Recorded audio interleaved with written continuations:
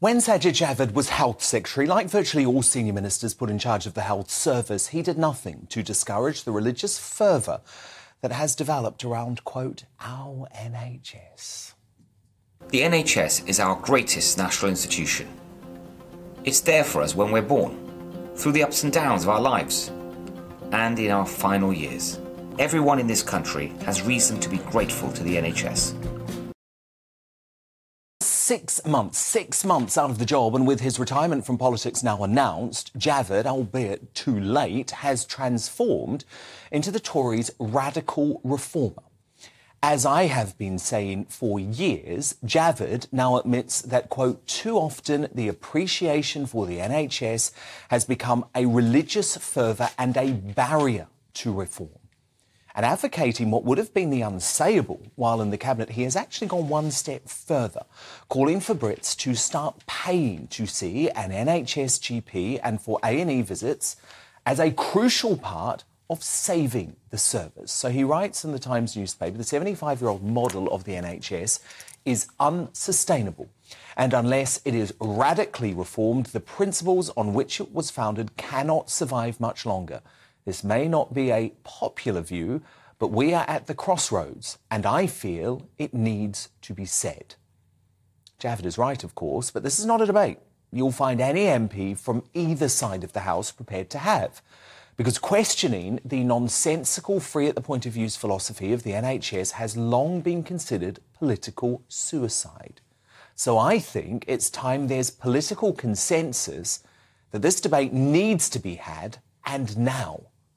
Your NHS GP might be free, but they're sure as hell not free to see you. I'm sure, like me, you've struggled making a phone call to your local surgery recently, only to be told, you might get a phone call from the GP in a week's time in some sort of 3-hour block if you're lucky. The system is a joke.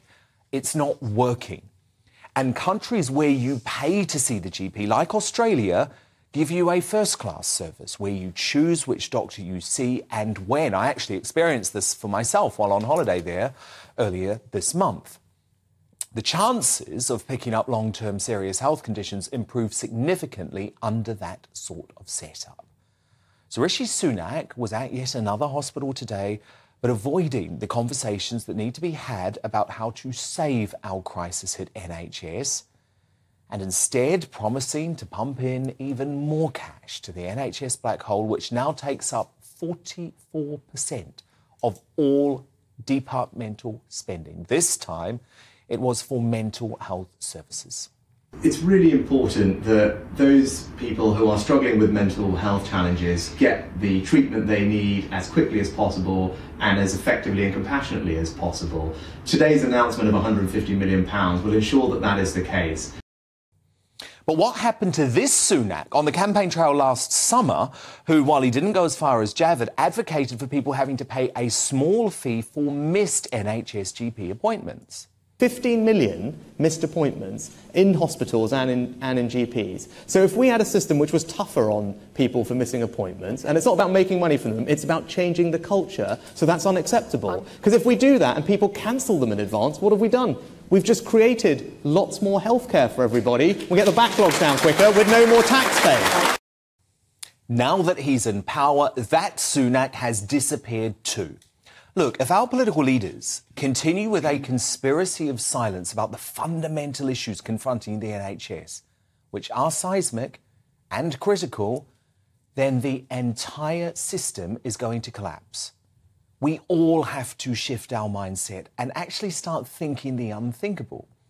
Because as Javid rightly puts it, the narrative of adulation has had a chilling effect of stopping reform. That means it's the NHS itself now fighting for its life.